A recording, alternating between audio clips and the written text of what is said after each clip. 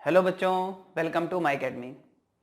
बच्चों, आज से एग्ज़ाम के दिन तक कुछ ऐसे पॉइंट्स हैं जिनको अगर आप स्ट्रिक्टली फॉलो करते हैं, कुछ ऐसे डू एंड डोंट्स हैं जिनका आप ध्यान अपनी प्रिपरेशन करते टाइम रखते हैं, तो डेफिनेटली ये मान करके चलिए आप अपने स्कोर को काफ़ी ज़्यादा इंप्रूव कर सकते हो।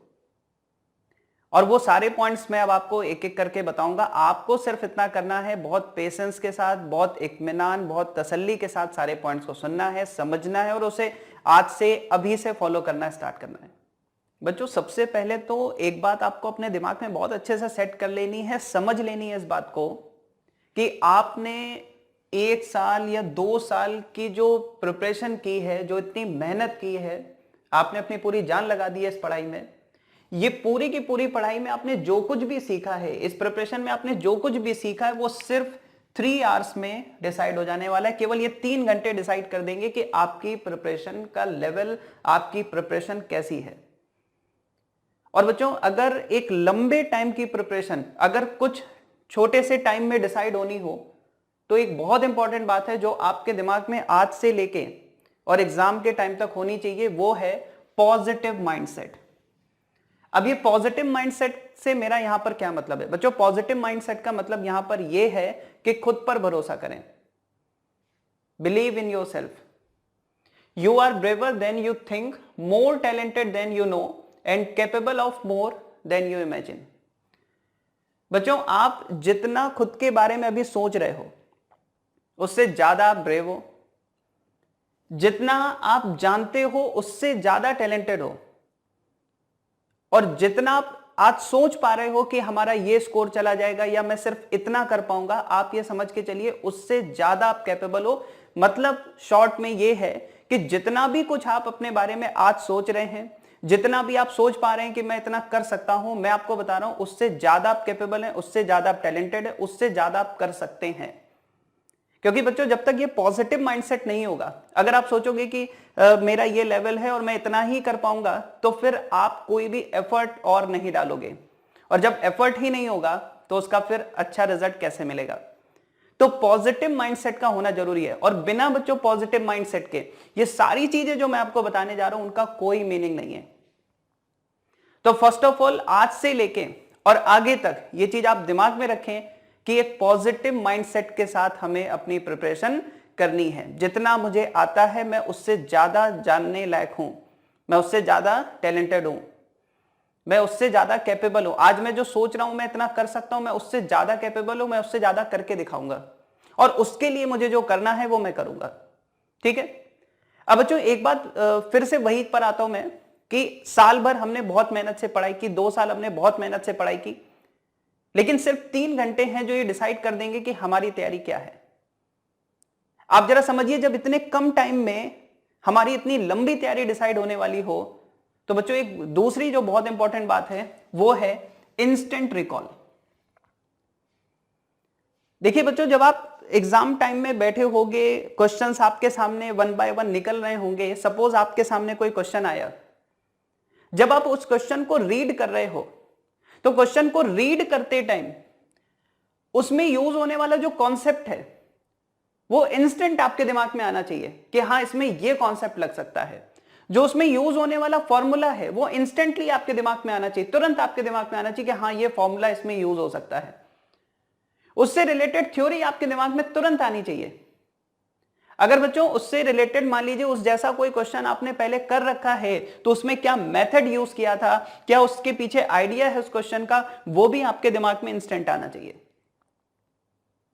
क्योंकि बच्चों देखो, अगर मान लीजिए वो क्वेश्चन आप सॉल्व कर रहे हो, उस टाइम आपके दिमाग में कुछ भी नहीं आ रहा है, एग्जाम ओवर हो गया, एग्जाम हॉल से बाहर निकले, फिर आपके दिमाग में आया अरे उस क्वेश्चन को तो इस तरीके से सॉल्व करना था, लेकिन बच्चों उसका कोई बेनिफिट नहीं है।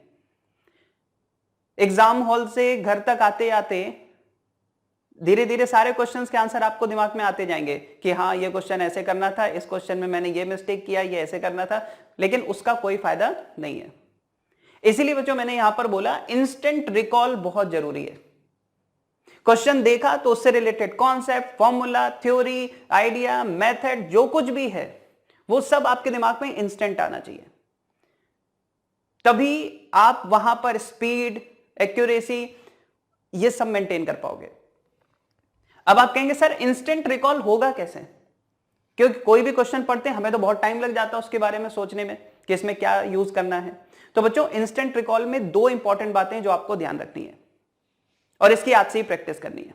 कोई भी चीज ऐसे अचानक से आपके दिमाग में नहीं आएगी, उसके लिए क्या जरूरी है बहुत ध्यान से समझिएगा। पहला है बच्चों multiple time revision, multiple times revision.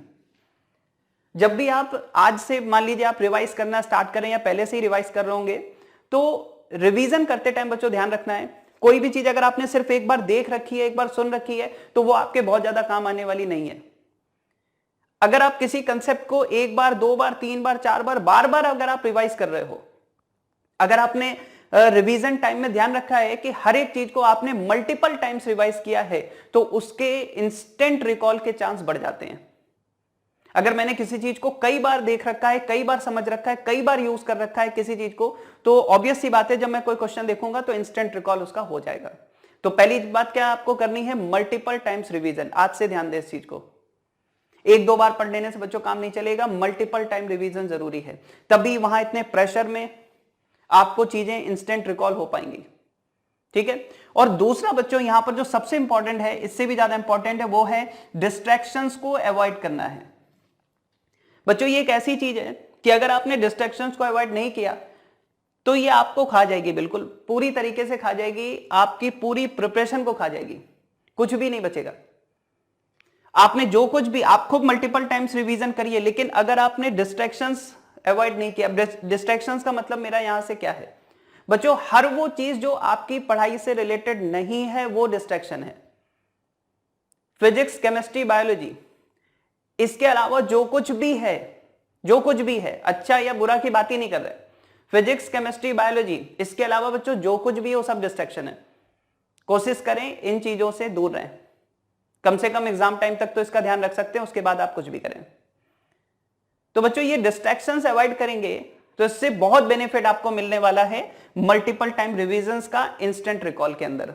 तो बच्चों ये दो चीजें आपको बहुत अच्छे से दिमाग में रखनी है। पहली चीज, हमें किसी भी चीज को बार बार पढ़ना है, यानी कि मल्टीपल टाइम्स रिवीजन जरूरी है। और दूसरा बच्चों यहां पर क्या है, डिस्ट्रैक्शंस को अवॉइड करें। डिस्ट्रैक्शंस को अवॉइड करना बहुत जरूरी है, नहीं तो बच्चों ये सब कुछ खत्म करके रख देगा।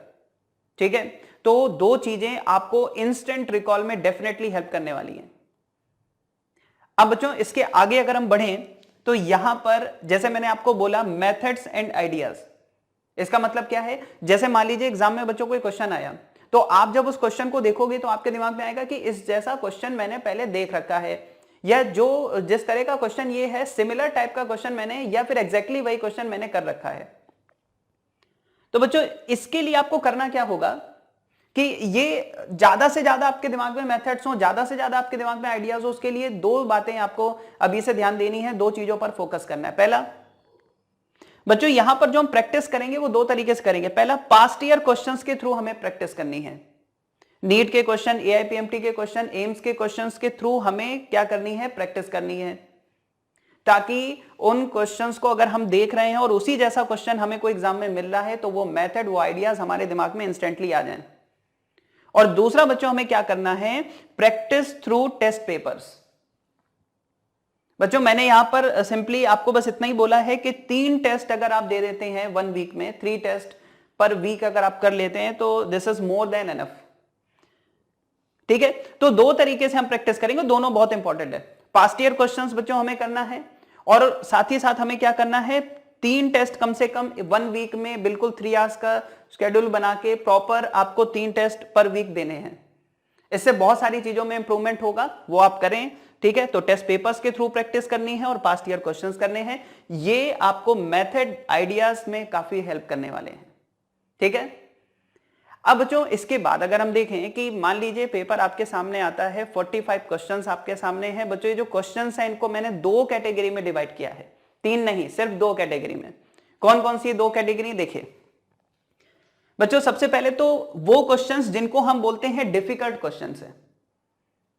अब ये जो डिफिकल्ट क्वेश्चंस है इनके बारे में कुछ बातें जानना जरूरी है। सबसे पहले तो बच्चों ये बहुत कम नंबर्स में होते हैं, ऐसा नहीं है कि 45 में से 20 क्वेश्चंस ऐसे होंगे जो डिफिकल्ट है, बिल्कुल नहीं, बहुत कम होते हैं, वेरी लेस इन नंबर्स। दूसरा बच्चों, डिफिकल्ट क्वेश्चंस डिपेंड करेंगे, मतलब डिफिकल्ट क्वेश्चन तभी सही होंगे या इनका सही होना इस बात पे डिपेंड करेगा कि हमारी सब्जेक्ट की डेप्थ क्या है। और बच्चों सब्जेक्ट की डेप्थ, उस क्वेश्चन को सही करने के लिए जो वहां पर नॉलेज चाहिए, वो सब की सब कहां से डिसाइड होने वाली है कि हमारी ईयर लॉन्ग प्रिपरेशन कैसी रही है। मतलब ये 2 दिन 3 दिन या 10 दिन या 12 दिन में डिफिकल्ट क्वेश्चन सही करने की एबिलिटी नहीं आ सकती। तो बच्चों बहुत ज्यादा आपको इनके पीछे अब नहीं पड़ना है। आप अगर बचे हुए टाइम में अगर आप इन डिफिकल्ट क्वेश्चंस को सही करने के पीछे पड़ गए तो आप बहुत अपना नुकसान कर देंगे, क्योंकि इनको सही करने के लिए जो प्रिपरेशन चाहिए वो 2-4-5 दिन की नहीं चाहिए। बहुत सिंपल सी बात है, आपकी साल भर की 2 साल की जो मेहनत है, जो कंसिस्टेंसी रही है, जिस लगन के साथ आपने पढ़ाई की, वो सब कुछ डिसाइड करते हैं कि आप ये सही कर पाओगे कि नहीं कर पाओगे। लेकिन मैंने फिर से वही कहा, क्योंकि ये बहुत कम है नंबर्स में, इसलिए हमें इनके पीछे नहीं पड़ना है, क्योंकि बहुत कम टाइम में हम इनको सही कर भी नहीं सकते।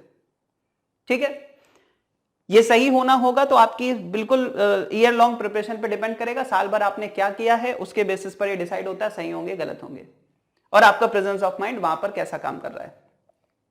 लेकिन बच्चों यहीं पर अगर हम ध्यान दें तो मैंने एक दूसरी कैटेगरी रखी है जो आपके लिए सबसे ज्यादा इंपॉर्टेंट है, वो है इजी प्लस मॉडरेट क्वेश्चंस की। देखिए बच्चों ये काफी इंपॉर्टेंट है। जो इजी क्वेश्चंस हैं और जो मॉडरेट क्वेश्चंस है, पहली बात ये समझो कि नंबर्स में सबसे ज्यादा हैं। ठीक है, इजी प्लस मॉडरेट क्वेश्चन आपको भी पता है 45 में से मेजॉरिटी ऑफ द क्वेश्चंस जो होंगे वो इजी प्लस मॉडरेट कैटेगरी में होंगे। ये ऐसे क्वेश्चंस होंगे जो डायरेक्ट कॉन्सेप्ट पर होंगे, ये ऐसे क्वेश्चंस होंगे जो डायरेक्ट फॉर्मूला बेस्ड होंगे, ये ऐसे क्वेश्चंस होंगे जिसमें थोड़े बहुत यहां पर कॉम्प्लेक्सिटी हो सकती है। ठीक है, थोड़े बहुत इसमें डिफिकल्टी थोड़ी बहुत हो सकती है, लेकिन क्या होगा, वो किसी ना किसी फॉर्मूले या कॉन्सेप्ट के थ्रू जाते होंगे, थ्योरेटिकल क्वेश्चंस होंगे। तो बच्चों इनको सही करने के लिए बहुत जरूरी है, और आपको एक चीज से बचना है, वो है, मैंने यहां पर रेड बॉक्स में इसको बंद किया है, अनटच्ड चैप्टर्स। बच्चों सबसे बड़ा खतरा ये है, आप ये एश्योर करें कि कोई भी चैप्टर छोड़ के नहीं जाए। अगर आपने बच्चों कोई पर्टिकुलर चैप्टर छोड़ दिया कि यार ये चैप्टर तो बड़ा डिफिकल्ट है, ये हम पढ़ेंगे ही नहीं, ये छोड़ देते हैं, इससे कौन सा क्वेश्चन 1-2 आ जाएंगे तो आ जाएंगे, देखा जाएगा, बच्चों ये आप सबसे बड़ी गलती कर रहे हो। जो इजी क्वेश्चन है और मॉडरेट क्वेश्चन है, उनका जो लेवल है, अगर आप सरफेस पर भी पढ़ लोगे, अगर आप सुपरफिशियल भी देख लोगे किसी चैप्टर को, तो भी आप इनको सही कर सकते हो। फॉर एग्जाम्पल मान लीजिए किसी बच्चे ने रोटेशन छोड़ दिया कि सर ये तो बड़ा डिफिकल्ट चैप्टर है, मैं पढ़ के ही नहीं जा रहा, इसको छोड़ के जाना, ठीक है, ये मेरे बस की नहीं है। और वहां पर एक सिंपल सा क्वेश्चन आ रहा है, मूवमेंट ऑफ इनर्शिया एक डिस्क का पूछा गया about an axis passing through diameter. क्या होगा बच्चों, आप सोचिए कितना सिंपल क्वेश्चन था।